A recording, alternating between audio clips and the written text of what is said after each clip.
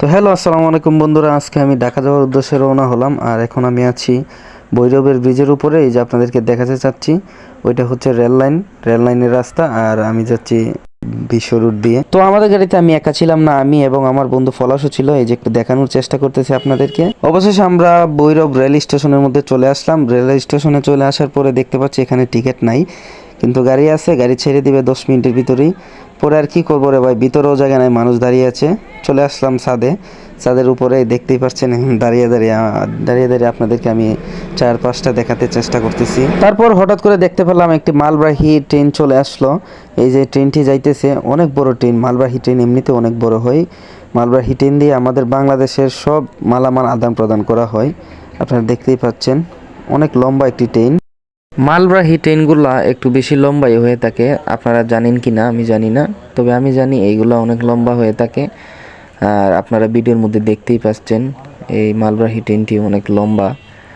আর আমি আপনাদেরকে আজকে দেখাবো এই ভৈরব থেকে ঢাকা যাওয়ার পথে সুন্দর সুন্দর ভিউগুলা। অবশেষে মালবাহী ট্রেনের শেষের যে আপনারা দেখেন, অনেক সুন্দর শেষের জায়গাটা, খুবই সুন্দর লাগছে আমার কাছে। তো তারপর আমাদের ট্রেনটিও আস্তে আস্তে ছেড়ে দিল ভৈরব স্টেশন থেকে। এই যে আমি আপনাদেরকে দেখাতে চাচ্ছি, আমি কিন্তু প্রথম অনেক ভয় পাইছিলাম যে ট্রেনের উপর থেকে আমি পড়ে যাই কিনা। আমি জীবনের প্রথম ট্রেনের উপরে উঠেছিলাম। তারপর আস্তে আস্তে আমার সাহস বেড়ে গেল, আমি ভিডিও করতে লাগলাম। ভয় আমি পাচ্ছিলামই না। এই যে দেখেন, এই দিকে একটা রাস্তা গেছে, এই দিকে একটা রাস্তা গেছে। তো আমরা ঢাকা যাব, যার কারণে আমরা এই রাস্তা দিয়ে যাব।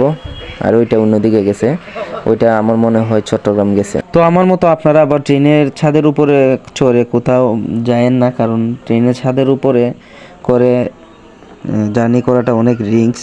তো আমি দেখাতে চাচ্ছি, আসলে প্রচুর বাতাস ছিল এবং আমরা তো একবারে পিছনের বগিতে বসছি। অনেক ধুলো আমাদের গায়ে এসে পড়ছিল। আর সত্য কথা বলতে, আমি এত রিক্সা যাওয়ার পরেও আমার মনের ভিতরে অনেক আনন্দ লাগছিল, কারণ অনেক সুন্দর সুন্দর ভিউ দেখতে পাচ্ছিলাম। এই যে দেখেন, অনেক সুন্দর একটি ভিউ। আমরা একটা ব্রিজের নিচ দিয়ে এখন যাব, আপনাদেরকে আমি দেখাতে চাচ্ছি। ওই যে দেখেন, আর আমাদের একজন ভাই দাঁড়িয়ে দাঁড়িয়ে ভিডিও করছিল পুরো নায়কের মতো। আমি তো ভাই ভয়ে দাঁড়াতেই পারছিলাম না। এমনিতেই মনে হচ্ছিল যেন বাতাস আমাকে উড়িয়ে নিয়ে চলে যাচ্ছে। আর দাঁড়ালে তো আমি পুরো ভয়ে মনে হয় আমি অজ্ঞান হয়ে যেতাম, পড়েই যেতাম। তো যেতে যেতে এই যে আমরা ঢাকার ভিতরে ঢুকে পড়ছি। এই যে দেখেন, এটা হচ্ছে উত্তরা এয়ারপোর্টের কাছাকাছি এলাকা। আমরা এই এলাকাতে এসে পৌঁছলাম। ট্রেনটি আস্তে আস্তে স্লো হয়ে যাচ্ছে, এখানে ব্রেক দিবে, অনেক মানুষ নামবে। তো অনেক মানুষ নামার পরে ট্রেনের গতি আবারও বাড়িয়ে দিল। এই যে এখানে একটা, এই দিক দিয়ে একটা ওভারব্রিজ হবে। ভাই এত রিক্সে মানুষ ওভারব্রিজ বানায় রে ভাই, আমি দেখলাম এই প্রথম। দেখেন আপনারা, আসলে সরকার আমাদের দেশটাকে অনেক উন্নয়নের দিকে নিয়ে যাচ্ছেন। দেখেন কত সুন্দরভাবে ফ্লাইওভারগুলো করতেছে আমাদের দেশের মধ্যে, খুবই সুন্দর লাগবে। এই যে আমরা এখন বর্তমানে একটি ফ্লাইওভারের নিচ দিয়ে যাইতেছি, কত চমৎকার লাগে দেখেন আপনারা, এত বড় ফ্লাইওভার। তো অবশেষে আমার মূল গন্তব্য স্থান হলো নারিন্দা শাহ সাববাড়ি। নারিন্দা শাহ সাববাড়ি উরুসে আসছিলাম। তো এখানে আসছি, আসার পরে দেখেন আমার লগের বন্ধু বান্ধব, ভাই ব্রাদার সবাই মিলে কীভাবে সিন্নিটা খাইতেছে রে ভাই। তারপর একটু মাজারটা ঘুরে দেখলাম, আপনাদেরকে দেখানোর চেষ্টা করতেছি।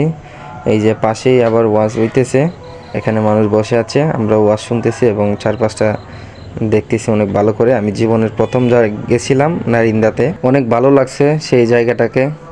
আবার যদি বেঁচে থাকি তাহলে সামনের বছর আবার যাব ইনশাআল্লাহ।